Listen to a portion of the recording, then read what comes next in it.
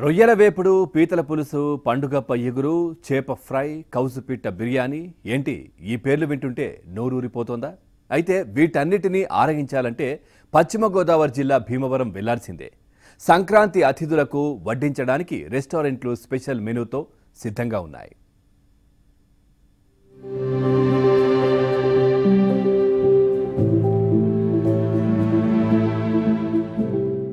సంక్రాంతి అతిథులకు స్థానిక రుచులతో పాటు ఇండియన్, కాంటినెంటల్, చైనీస్ వంటకాలను వండి వడ్డించడానికి భీమవరంలోని అన్ని రెస్టారెంట్లు సిద్ధంగా ఉన్నాయి. నాటుకోడి పులుసు, రాగి సంగటి, నెల్లూరు చేపల పులుసు, కంజుపిట్ట బిర్యానీ, గోంగూర మటన్, పీతల ఫ్రై, రొయ్యల వేపుడు లాంటి స్థానిక రుచులతో పాటు బెంగాలీ, చైనీస్, తందూరి, మొఘలాయి వంటకాలు, విదేశీ వంటకాలను సిద్ధం చేస్తున్నారు రెస్టారెంట్ల యజమానులు.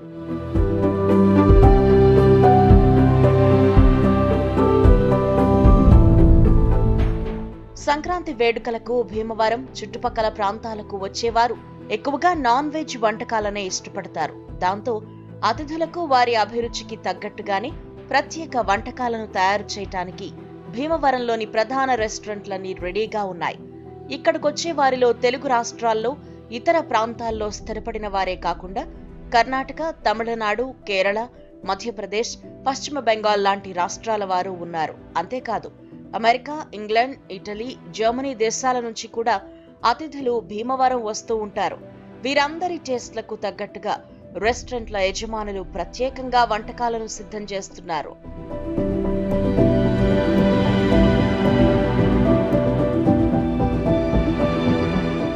వీటిలో ఉభయ గోదావరి జిల్లాల్లో ఎక్కువగా తయారు చేసే నాన్ వెజ్ వంటకాలే ఉంటాయి. పిట్ట మాంసాల్లో కౌజుపిట్ట ఇగురు, కౌజుపిట్ట పులుసు, కౌజుపిట్ట బిర్యానీ, మాంసం వంటకాల్లో గోంగూర చికెన్, శనగపప్పు మటన్ లాంటి వంటకాలు ఉన్నాయి. ఇక చికెన్, ఫిష్, రొయ్యలు, పీతలకు సంబంధించి అయితే అనేక రకాల వెరైటీలను సిద్ధం చేస్తున్నారు. చేపలకు సంబంధించి సొరచేప, పండుగప్పలు లాంటి సముద్ర చేపలతో పాటు బొమిడాలు, కొరమేను, రామలు లాంటి ఎక్కడా దొరకని ఫిష్ వెరైటీలను సిద్ధం చేస్తున్నారు. సంక్రాంతి ఫెస్టివల్ में स्पेशल देता मिक्सी बिरयानी, मुगलाई बिरयानी, पंजाब बिरयानी और हमारा स्टार्टर है चाइनीज़ का प्लम चिकन, चिकन सांगीला, मुगलन चिकन, कोरमेनु, क्राब. పశ్చిమ బెంగాల్ కు సంబంధించిన చేపల కర్రీలన్నీ వీటికి అదనపు స్పెషల్. వీటికి తోడు నెల్లూరు చేపల పులుసు, రాగి సంగటి, నాటుకోడి పులుసు లాంటి ఇతర ప్రాంతాల వంటకాలను సైతం అతిథులకు వడ్డించడానికి రెడీ చేస్తున్నారు ఇక్కడి రెస్టారెంట్ల యజమానులు. వీటికి అదనంగా అనేక రకాల బిర్యానీలు ఉండనే ఉన్నాయి. వీటన్నింటినీ తయారు చేయటానికి ఇతర ప్రాంతాల నుంచి ప్రత్యేక చెఫ్లను రప్పించారు రెస్టారెంట్ల యజమానులు.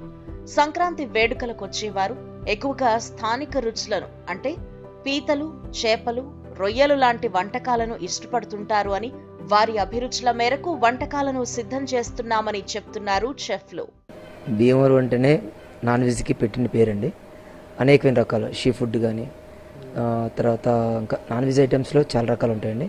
బిర్యానీకి వచ్చేసరికి నాటుకోడి ఉంటుందండి, పండుగప్ప బిర్యానీ ఉంటుంది, తర్వాత కొరమేను బిర్యానీ ఉంటుంది, తర్వాత కౌజుపిట్ట బిర్యానీ ఉంటుందండి, మిక్స్డ్ పంజాబీ, మొగలా, దిల్కుష్, ఇలా అనేకమైన కొత్త కొత్త రకాలుగా మేము కస్టమర్కి పెట్టాలని ఎంతో ప్రయత్నం చేస్తూ ఉంటామండి.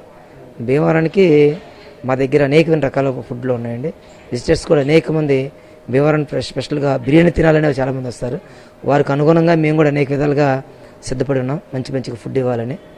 ఇప్పటికే సంక్రాంతి వేడుకలను చూసేందుకు అతిథులు పెద్ద ఎత్తున భీమవరం వస్తున్నారు.